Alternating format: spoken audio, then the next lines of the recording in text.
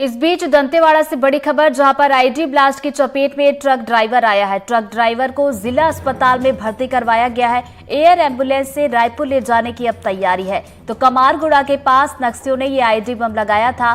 सड़क निर्माण कार्य में ये ट्रक ड्राइवर लगा हुआ था। तो बड़ी खबर इस वक्त आ रही है। हाल फिलहाल में देखा जाए तो नक्सली और सुरक्षा बल के जो जवान हैं उनके बीच मुठभेड़ की खबरें आती रही है, और जहां पर सुरक्षा बलों के एक तरफ के जो जवान हैं उनको सफलता एक तरफ मिल रही है, तो वहीं नक्सलियों की बात की जाए तो उनकी तरफ से भी अपनी मौजूदगी लगातार दर्ज करवाई जा रही है। तो एक बड़ी खबर एक बार फिर से दंतेवाड़ा से सामने निकल कर आई है, जहां पर आईडी ब्लास्ट की चपेट में ट्रक ड्राइवर आया है। और आपको बता दें कि ट्रक ड्राइवर को जिला अस्पताल में हाल फिलहाल में इलाज के लिए भर्ती करवा दिया गया है। साथ ही ये भी जानकारी है कि एयर एम्बुलेंस से रायपुर ले जाने की तैयारी अब चल रही है। तो कमारगुड़ा के पास नक्सलियों की तरफ से ये आईडी बम लगाया गया था, जिसकी चपेट में ये ड्राइवर आया है।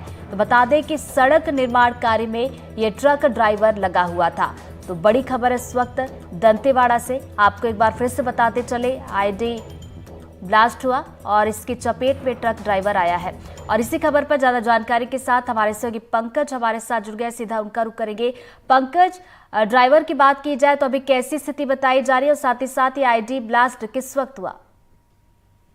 देखिए, अपने दर्शकों को हम बता दें कि ये जो आईडी ब्लास्ट है, ये आईडी ब्लास्ट दंतेवाड़ा से जगरगुंडा को जोड़ने वाली सड़क में कमारगुड़ा के पास हुआ है।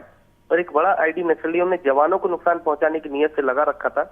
जहां पर सड़क का भी काम चल रहा था और जवान भी सड़क के आसपास सुरक्षा के लिए लगे हुए थे।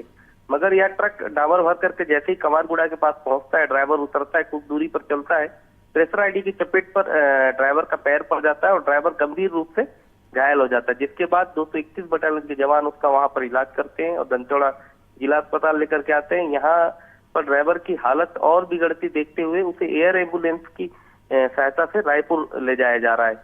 बताया जा रहा है कि ये जो कमारगुड़ा के पास में जो ब्लास्ट हुआ है, इससे पहले भी नक्सली इस सड़क को बनने का लगातार विरोध कर रहे हैं।